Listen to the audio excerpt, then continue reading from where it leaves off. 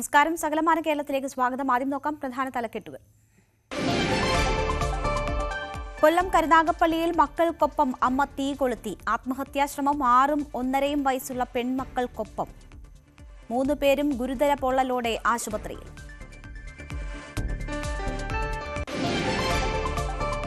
എറണാകുളം നേര്യമംഗലത്ത് KSRTC bus മറിഞ്ഞ് പെൺകുട്ടി മരിച്ചു. വർക്കലയിൽ ടിപ്പർ ലോറിയും ബൈക്കും കൂട്ടിയിടിച്ച് യുവാവിന് ദാരുണാന്ത്യം. വാണിയംകുളത്ത് നിയന്ത്രണം വിട്ട കാർ കടയിലേക്ക് ഇടിച്ചു കയറി. മറയൂരിലെ അന്തർ സംസ്ഥാന പാതയിൽ ഓടിക്കൊണ്ടിരുന്ന വാഹനത്തിന് തീപിടിച്ചു.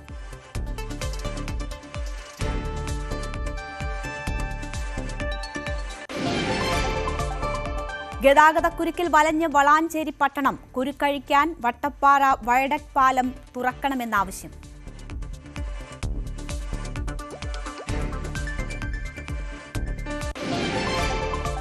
തിരുവനന്തപുരം പെരുങ്ങുഴി ലെവൽ ക്രോസ് ഭൂരിഭാഗം സമയവും അടഞ്ഞു തന്നെ. ഗതാഗതക്കുരുക്ക് രൂക്ഷം. റെയിൽവേ അടിപ്പാതയ്ക്ക് ആവശ്യമേറുന്നു.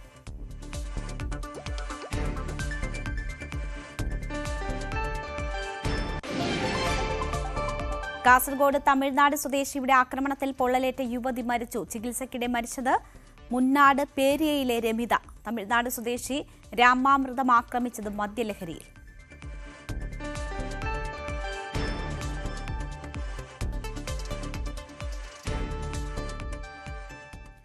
കൊല്ലം കരുനാഗപ്പള്ളി ആദിനാട് വടക്ക് മക്കളെ തീ കൊളുത്തിയ അമ്മയുടെ ആത്മഹത്യാശ്രമം.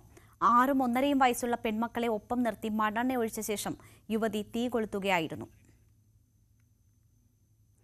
വളരെ ദുഃഖകരമായ ഒരു വാർത്തയാണ് വന്നുകൊണ്ടിരിക്കുന്നത്. കൊല്ലത്താണ് ഈ സംഭവം ഉണ്ടായിരിക്കുന്നത്. കൊല്ലം കരുനാഗപ്പള്ളിയിൽ നേരത്തെ ഏറ്റുമാനൂരിൽ അമ്മയും 2 കുട്ടികളും ആത്മഹത്യ ചെയ്ത വാർത്ത വന്ന് നിമിഷങ്ങൾക്കുള്ളിൽ തന്നെയാണ് ഈ വാർത്തയും വരുന്നത്.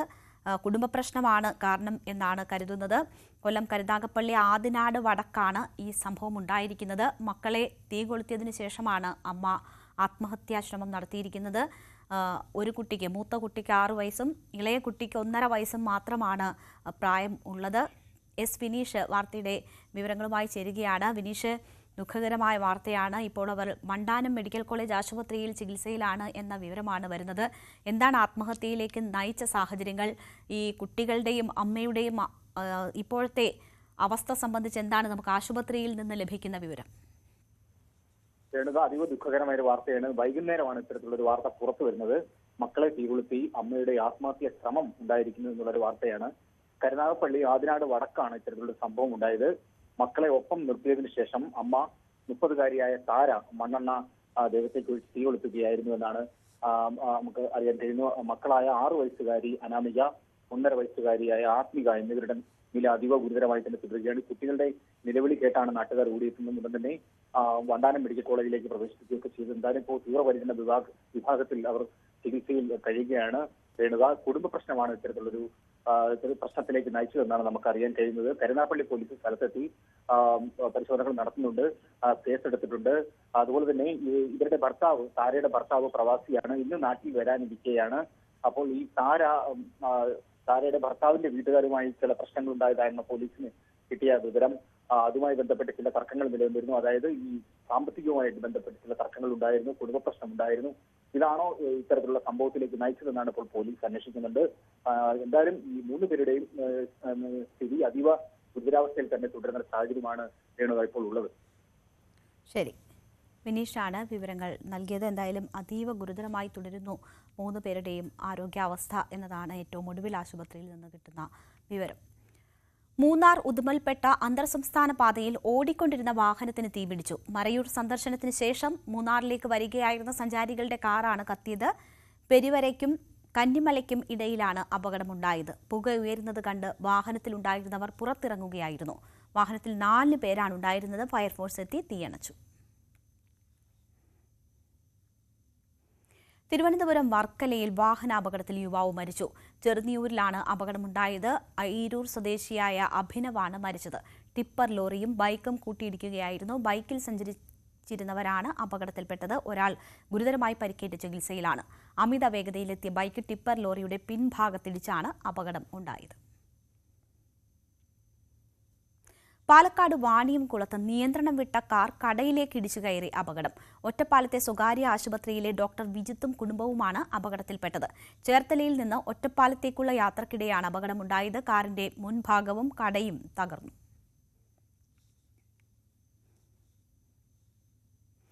എറണാകുളം നേര്യമംഗലത്ത് KSRTC ബസ് താഴ്ചയിലേക്ക് മറിഞ്ഞൊരു മരണമുണ്ടായി.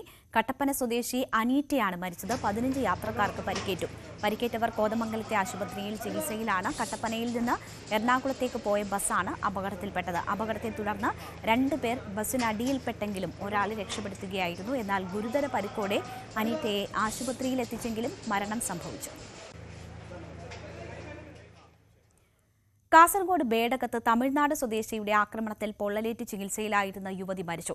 ബേഡകത്ത് പലചരക്ക് കട നടത്തുന്ന മുന്നാട് പേരിയയിലെ രമിതയാണ് മരിച്ചത്. ഒരാഴ്ച മുമ്പാണ് തർക്കത്തെ തുടർന്ന് യുവതിയെ തിന്നറൊഴിച്ച് തീ കൊളുത്തിയത്. ബേഡകത്ത് തമിഴ്നാട് സ്വദേശി തിന്നറൊഴിച്ച് തീ കൊളുത്തി കൊല്ലാൻ ശ്രമിക്കവേ പൊള്ളലേറ്റ് ചികിത്സയിലായിരുന്ന യുവതി മരിച്ചു. ബേഡകത്ത് പലചരക്ക് കട നടത്തുന്ന മുന്നാട്ട് പേരിയ സ്വദേശി രമിതയാണ് മരിച്ചത്. 60% പൊള്ളലേറ്റ രമിത മംഗളൂരുവിലെ സ്വകാര്യ ആശുപത്രിയിൽ ചികിത്സയിലായിരുന്നു. രമിതയുടെ ചികിത്സയ്ക്കായി നാട്ടുകാർ ഒരുമിച്ച് പണം സ്വരൂപിച്ചു വരുമ്പോഴാണ് മരണം.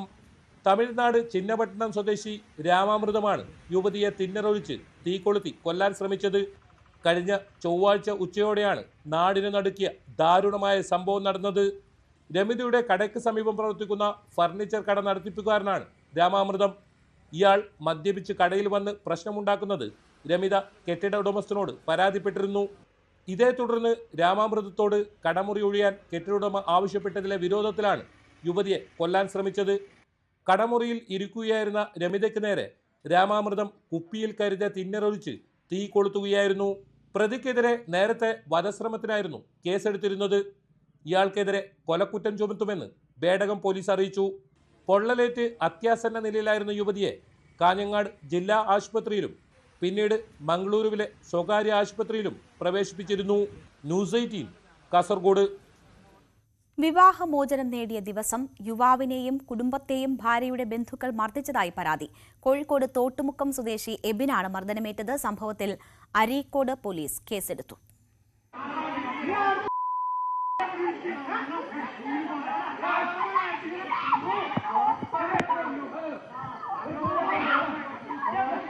തോട്ടുമുക്കം സ്വദേശി എബിനും ഭാര്യയും 8 വർഷത്തെ ദാമ്പത്യത്തിന് ശേഷം 4 ദിവസം മുൻപാണ് വിവാഹമോചനം നേടിയത്. ഇതേ ദിവസം രാത്രി യുവതിയുടെ അച്ഛനും ബന്ധുക്കളും എബിന്റെ വീട്ടിലെത്തി ആക്രമിച്ചു എന്നാണ് പരാതി. മർദ്ദനത്തിൽ എബിനും 7 വയസ്സുള്ള മകനും അമ്മയ്ക്കും പരിക്കുപറ്റി. ഇവർ ചികിത്സയിലാണ്. ഒരു 6:30യോടുകൂടി ഭാര്യയുടെ പിതാവ് വീട്ടിലേക്ക് കയറി വന്നു. വീട്ടിലേക്ക് കയറി വന്നിട്ട് ഭാര്യ പിതാവ് വന്നിട്ട് എന്നോട് പറഞ്ഞു, നിന്നെ കൊല്ലുമെന്ന് പറഞ്ഞ് ഭീഷണിപ്പെടുത്തി. അപ്പോൾ ഞാനത് അത്ര സീരിയസ് ആക്കി എടുത്തില്ല. അതിനുശേഷം 8:30യോടുകൂടി രാത്രി വീട്ടിൽ ഞാനും എൻ്റെ അമ്മയും എൻ്റെ കുട്ടിയും ഒറ്റയ്ക്കിരിക്കുന്ന സമയത്ത് രാത്രി ഒരു ഗുണ്ടാ സംഘങ്ങളെ പോലെ വന്ന് എന്നെയും എൻ്റെ കുട്ടിയെയും എൻ്റെ അമ്മയും ക്രൂരമായും പ്രവർത്തിച്ചു. ടൂൾസും കാര്യങ്ങളുമായിട്ടാണ് ഇവർ വന്നത്. സംഘം എത്തുന്നതും വാക്കുതർക്കവും കയ്യാങ്കളി ഉണ്ടായതിന്റെയും വീഡിയോ സഹിതമാണ് പരാതി നൽകിയത്.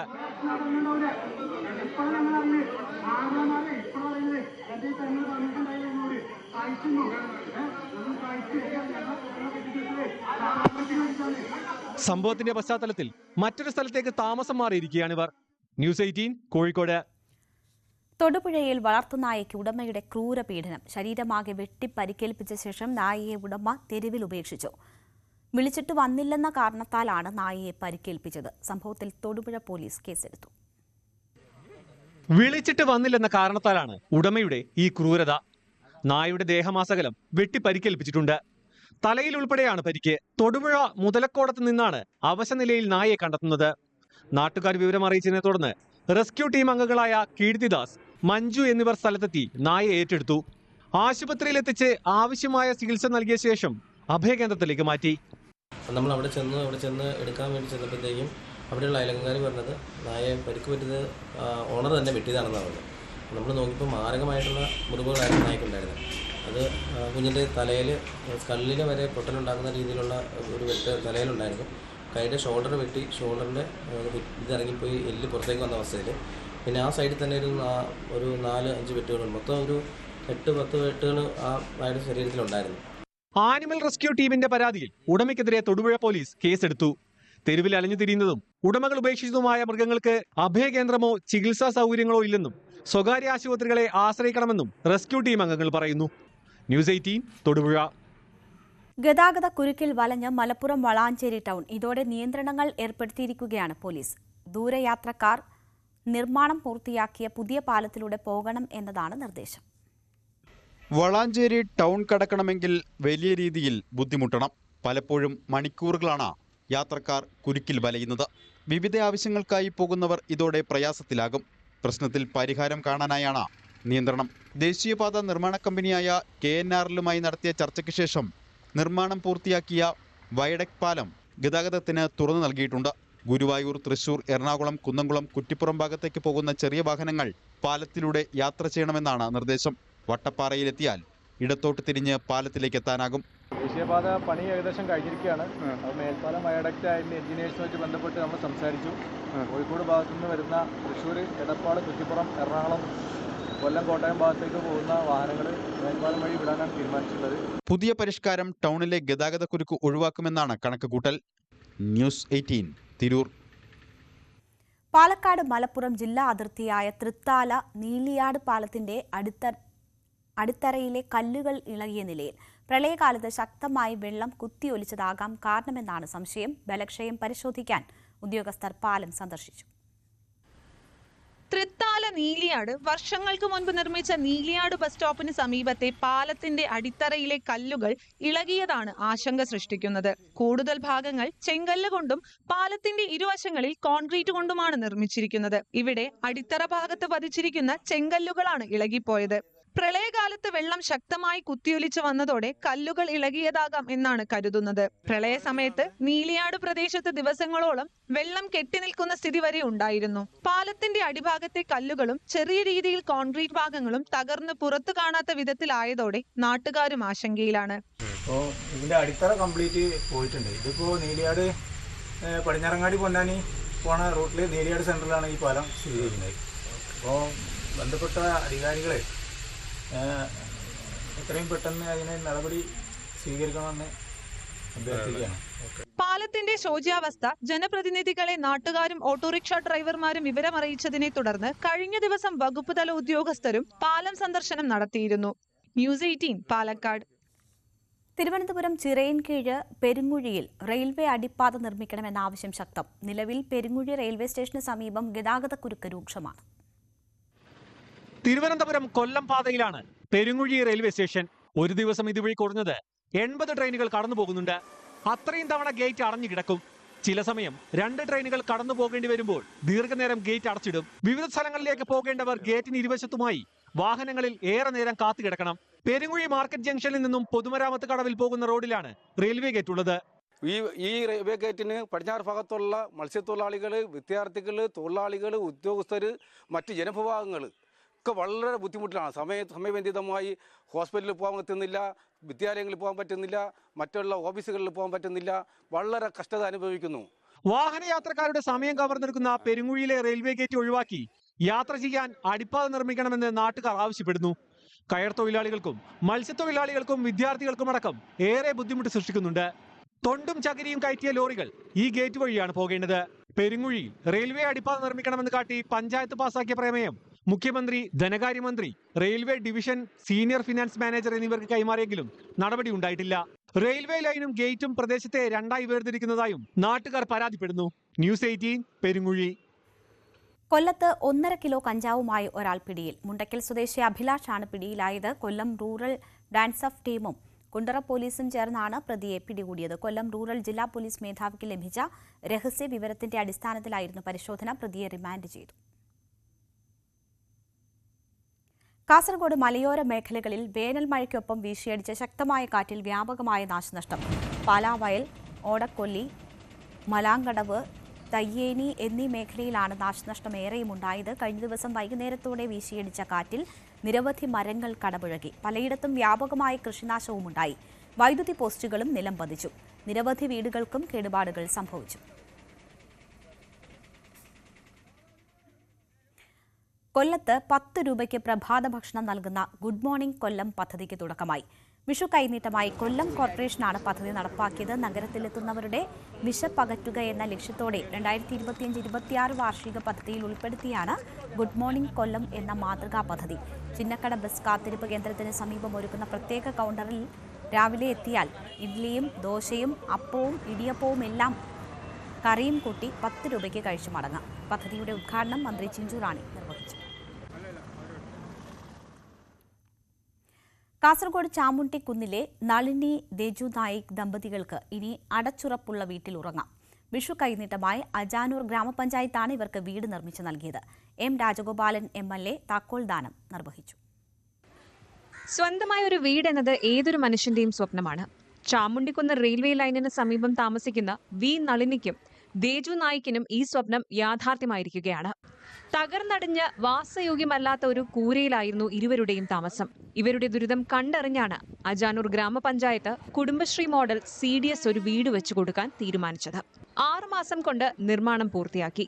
അജാനൂർ ഗ്രാമപഞ്ചായത്തിലുള്ള നിർധനരായ ഒരു കുടുംബത്തിന് വീട് എന്ന സ്വപ്നം സാക്ഷാത്കരിക്കുന്നതിന് വേണ്ടി 20-ാം വാർഡിലെ നളിനി എന്നവരെ കണ്ടെത്തുകയും അവർക്ക് വേണ്ട ഒരു വീട് കുടുംബശ്രീയുടെ കൂട്ടായ്മയിലൂടെ 6.5 ലക്ഷം രൂപ ചെലവഴിച്ചുകൊണ്ട് ഒരു സ്നേഹഭവനം, സ്നേഹത്തണൽ എന്ന പേരിലാണ് ഈ ഒരു പദ്ധതി നടപ്പിലാക്കിയിരിക്കുന്നത്. അതിന്റെ താക്കോൽ ദാന കർമ്മമാണ് ഇന്നിവിടെ നടക്കുന്നത്. 6,50,000 രൂപ ചെലവിട്ടാണ് നിർമ്മാണം. 2 മുറിയും സ്വീകരണ മുറിയും അടുക്കളയും ശുചിമുറിയും അടങ്ങുന്നതാണ് വീട്. വീടിന്റെ താക്കോൽ ദാനം M രാജഗോപാലൻ MLA നിർവഹിച്ചു. ഒരു സഹോദരിയുടെ നളിനി എന്ന സഹോദരി വീടില്ലാതെ വിഷമിക്കുന്ന ഘട്ടത്തിൽ അവർക്ക് വളരെ നല്ല രീതിയിൽ വാസയോഗ്യമായിട്ടുള്ള ഒരു വീട് നിർമ്മിച്ചു കൊടുക്കാൻ അജാനൂർ ഗ്രാമപഞ്ചായത്ത് CDSന് കഴിഞ്ഞു. അതിലുള്ള മറ്റൊരു പ്രത്യേകത, തീർത്തും ജനങ്ങളിൽ നിന്ന് ഒരു ഭാഗ്യക്കുറിയിലൂടെ അല്ലേ ശേഖരിച്ചമ്മൾ ഭാഗ്യക്കുറി നടത്തിയും കൊണ്ട് ജനങ്ങളിൽ നിന്ന് തുക ശേഖരിച്ചുകൊണ്ടാണ് ഈ സദുദ്യമത്തിന് ഇവർക്ക് നേതൃത്വം കൊടുക്കാൻ കഴിഞ്ഞത്. അജാനൂർ ഗ്രാമപഞ്ചായത്ത് കുടുംബശ്രീ മോഡൽ CDS വിവിധ പ്രവർത്തനങ്ങളാണ് നടത്തുന്നത്. കലാ സാംസ്കാരിക കാരുണ്യ രംഗങ്ങളിലും സജീവമാണ്. സംസ്ഥാന മിഷന്റെയും ജില്ലാ മിഷന്റെയും നേതൃത്വത്തിൽ വിവിധ പ്രവർത്തനങ്ങൾ അജാനൂർ കുടുംബശ്രീ CDS നടത്തുന്നുണ്ട്.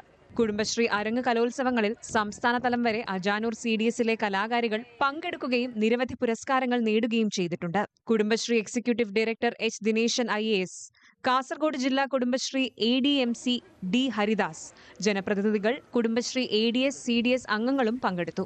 ന്യൂസ് 18 കാസർഗോഡ്. പാലക്കാട് തൃത്താല വെള്ളിയാങ്കല്ല് മംഗലത്ത് കടയിൽ മോഷണം. പൂട്ട് തകർത്താണ് മോഷ്ടാക്കൾ അകത്ത് കടന്നത്. രാവിലെ കടയുടെ കട തുറക്കാൻ വന്നപ്പോഴാണ് മോഷണ വിവരം അറിയുന്നത്. പോലീസ് അന്വേഷണം തുടങ്ങി.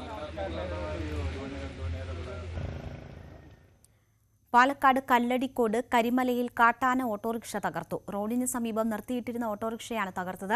കരിമല ചൂരോട് സ്വദേശി സുരേഷിന്റെ ഓട്ടോറിക്ഷയാണ് ഇന്നലെ രാത്രി കാട്ടാന തകർത്തത്. സമീപത്തുള്ള മീൻവല്ലം ഭാഗത്തും ഇന്നലെ കാട്ടാന ഭീതി പടർത്തിയിരുന്നു. വിഷുദിനമായ ഇന്നലെ മീൻവല്ലത്ത് നിരവധി സഞ്ചാരികളാണ് എത്തിയത്. ആന ഇറങ്ങിയതിനെ തുടർന്ന് ഉച്ചയ്ക്ക് ശേഷം 3:30ഓടെയാണ് പ്രവേശനം നിർത്തിയിരുന്നത്. പ്രദേശത്ത് കാട്ടാനകളുടെ ശല്യം രൂക്ഷമായി തുടരുകയാണ്.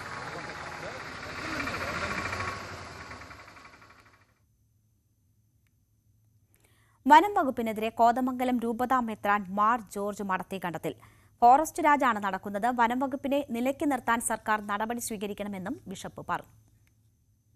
കേരളത്തിന്റെ ഏറ്റവും വലിയ ഒരു പ്രശ്നം എന്നുള്ളത് ഇപ്പോഴ് ഗവൺമെന്റിന് ഉപരിയായി തന്നെ ഫോറസ്റ്റ് രാജ് ഇവിടെ പ്രവർത്തിക്കുന്നു എന്നുള്ളതാണ്. കാരണം ഫോറസ്റ്റുകാരുടെ ഏത് പ്രവർത്തനവും ആരും ചോദ്യം ചെയ്യാത്ത അവസ്ഥയിലേക്ക് വന്നിരിക്കുകയാണ്. അവർക്ക് എന്തും ചെയ്യാം, ആരെയും ഭീഷണിപ്പെടുത്താം, ആർക്കെതിരായും കള്ളക്കേസ് കൊടുക്കാം. അങ്ങനെയുള്ള ഒരു സാഹചര്യത്തിലേക്കാണ് കേരളം വന്നിരിക്കുന്നത്. കേരളത്തിന്റെ ഒരു നാശമെന്ന് പറയാം ഈ ഫോറസ്റ്റ് രാജ്. അത് തീർച്ചയായിട്ടും ജനങ്ങളെ ഏറെ കഷ്ടത്തിലേക്ക് നയിക്കുന്ന ഒരു സാഹചര്യമാണ്. മില്ലറ്റ് വ്യാപനം പ്രോത്സാഹിപ്പിക്കാൻ പദ്ധതിയുമായി തിരുവനന്തപുരം പാറശാല ബ്ലോക്ക് പഞ്ചായത്ത് ഒരു കൂട്ടം കർഷകരുടെ നേതൃത്വത്തിൽ 3 ഏക്കറോളം സ്ഥലത്താണ് മില്ലറ്റ് ഫെസ്റ്റ് നടത്തുന്നത്. കുളത്തൂർ കൃഷിഭവന്റെ സഹകരണവും ഇതിനുണ്ട്.